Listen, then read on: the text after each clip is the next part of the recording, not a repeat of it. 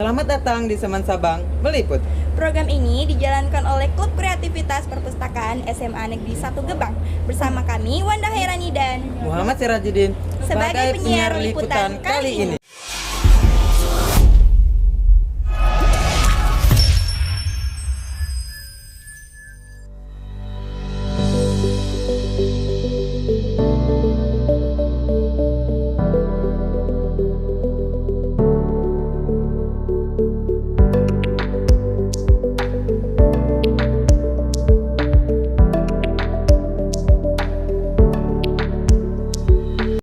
Sebelumnya, perkenalkan ya Bu, nama saya Wanda Hairani dan Muhammad Sirajuddin.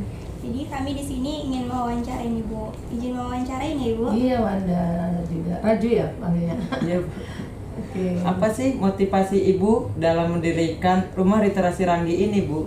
Oh, kita tahu kan masalah pendidikan ini sebenarnya bagian salah satu hak untuk anak ya. Jadi rumah literasi ini kita dirikan dengan bertujuan atau ingin memberikan kesempatan untuk anak-anak, khususnya awalnya yang di sekitar sini dulu untuk belajar gratis. Karena kebetulan di seberang sana itu anak-anak banyak yang dari keluarga prasejahtera dan kita katakan bahkan ada yang usianya udah 10, 11 nggak bisa baca, nggak bisa tulis gitu kan.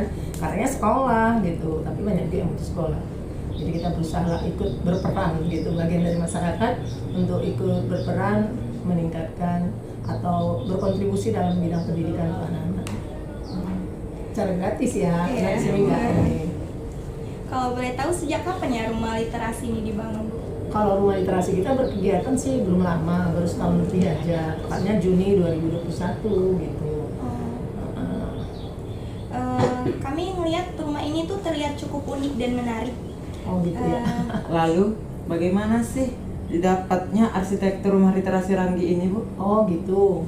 Ya, memang sejak awal kami ada di sini, salah satu ikon yang cukup membuat magnet kuat gitu ya, datang orang baik berkunjung, bertamu maupun anak-anak juga belajar, karena model rumahnya ini kan model rumah lumbung atau dari suku Sasak di Nusa Tenggara Barat, Lombok. Nah ini kami pesan dari Palembang gitu, jadi dikerjain di sana sekitar 80%, kemudian mereka cara kontainer bawa ke sini, finishing apa segala macam di sini gitu. Kenapa saya memilih ini, tidak rumah adat yang suku di Sumatera Utara kan kita tahu udah banyak. Sengaja ngambil yang agak jauh, tapi kan masih Nusantara gitu supaya gimana ya, lebih menarik gitu. Jadi orang anak-anak ini kan untuk kita ajak untuk dididik apa itu nggak mudah. Jadi salah satunya ada keinginan mereka untuk datang ke sini bermain gitu dengan melihat sedikit keunikan rumah ini gitu awalnya. Apa saja program yang udah dilakuin di sini?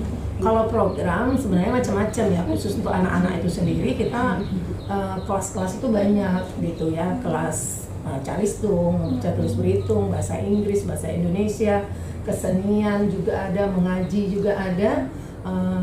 Tapi kelas ini bukan belajarnya formal kayak di sekolah ya. Di sini kelas lebih gimana ya, caranya itu belajarnya sambil bermain, anak-anak nggak merasa mendapat tekanan. Tetapi setiap kelas belajar itu kami selalu sisipi juga budi pekerti, akhlak. Kita tahu kan zaman sekarang itu anak-anak gimana ya dengan perkembangan zaman saat ini, apalagi di sini ibu pertama kaget-kaget tuh lihat anak-anak perempuan ngomong tuh kasar gitu, anak laki udah banyak ini ngomong kopong apa itu biasa mereka. Jadi ibu awalnya kaget-kaget tapi harus sabar, pelan-pelan seolah mereka mengalami perubahan yang positif gitu.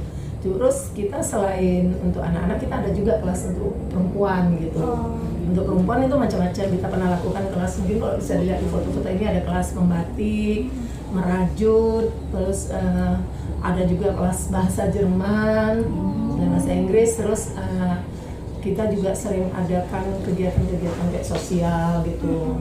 Kita pernah adakan juga pentas seni di sini, anak-anak belajar menari, berpuisi gitu, storytelling juga, bercerita begitulah. Karena kita kan belum lama ya, tapi alhamdulillah dengan relawan-relawan yang ada kita bisa lakukan berbagai program itu. Jadi, Bu, sejauh ini bagaimana sih dampak Rumah Literasi Ranggi ini untuk masyarakat sekitar? Kalau dampak tanya sebenarnya sama masyarakat dong, Iya. ya. Tapi nggak apa-apa. Pernah juga dari media-media wawancara masyarakat sini, mereka merasa ya cukup bermanfaat gitu. Mereka rasakanlah perubahan itu. Karena selain melakukan itu, saya juga membantu masyarakat di sini. Ada beberapa puluh kepala keluarga yang mereka tidak punya administrasi kependudukan. Mereka nggak punya KTP, kartu keluarga, akte kelahiran gitu kan.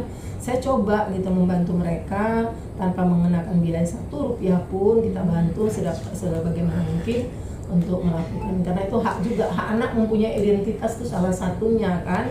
Jadi itu juga saya coba lakukan, sehingga alhamdulillah kalau saya mengatakan itu dampaknya gimana kan kurang fair. Mungkin bisa ditanyakan langsung aja sama masyarakat ya, tapi yang saya lihat secara langsung mereka senang. Seperti apa ya namanya, kemarin Agustusan juga kita sama ibunya ada pelatihan belajar keterampilan membuat garnis, kita bikin lomba nasi tumpeng dalam rangka kemerdekaan. Selain permainan, pertandingan untuk anak-anak juga gitu.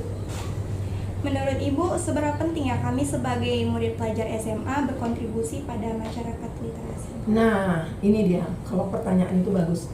Kalau melihat era kalian sekarang SMA dengan era Ibu dulu 40 tahunan itu sangat beda banget. Ibu lebih 40 tahun. Kalau bisa Ibu pengen seusia kalian lagi. Kenapa Ibu katakan gitu? Hari gini dengan keterbukaan informasi teknologi, kemajuan teknologi, yang muda-muda juga bisa produktif dan berkarya dan bisa berkontribusi dalam masyarakat. Sebagai contoh, Ibu tahu ada anak masih kelas 2 SMA. Dia karena hobi jadi editor, mungkin kalian kan ada juga ya, editor. Dia dipekerjakan oleh salah satu YouTuber di Kota Medan nih. YouTuber, dia bisa berpenghasilan 1 bulan 6 juta hanya untuk mengedit kontennya itu. Nah, selain itu juga kita lihat anak-anak sekarang peluang cukup terbuka, seperti ada ajang-ajang pageant seperti Duta Muda, Duta Pelajar, Duta Pendidikan segala macam itu kan. Kalau kita ikutin itu, mereka bisa langsung berkontribusi nyata ya sama masyarakat. Jadi makanya tadi Ibu bilang kalau bisa Ibu akhirnya sekarang, kemarin kayak kalian ya, supaya bisa berbuat lebih banyak juga. Zaman Ibu dulu belum segitu kesempatan itu gitu. Nggak ada Informasi peluang itu kan zaman dulu siapapun bisa berbuat apa. Contoh ini ya kalian, ini katakanlah wawancara gitu. Zaman dulu mana ada kan ayah. Dengan new media, kalian tahu new media baru saat ini seperti YouTube, sosmed apapun, Instagram, Facebook, Twitter, dan lain sebagainya, TikTok. Siapapun bisa jadi reporter, siapapun bisa jadi presenter.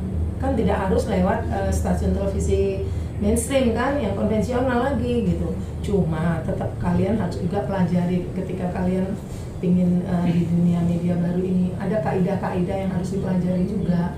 Ada dasar-dasar yang harus kalian ketahui untuk tidak dipublish. Karena apa? Itu bisa berdampak negatif untuk yang nonton, baik dampaknya langsung maupun dalam jangka panjang gitu. Kira-kira menurut Ibu apa yang harus kami lakukan sebagai seorang pelajar untuk berkontribusi pada masyarakat dalam bidang literasi, Bu? Oh, banyak sekali. Seperti yang kalian lakukan saat ini juga saya pikir itu bagian dari literasi kan.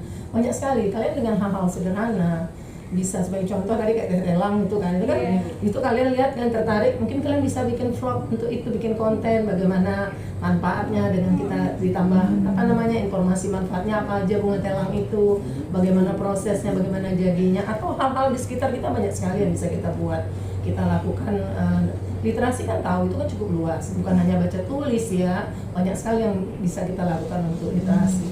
Kalian masih sangat muda, penuh semangat dengan peluang yang sangat terbuka sekarang. Teknologi itu given gitu ya, sekarang tinggal bagaimana kita memanfaatkannya untuk hal yang positif.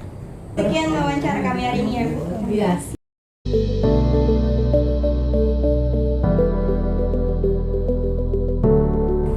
Sekian liputan literasi kami hari ini.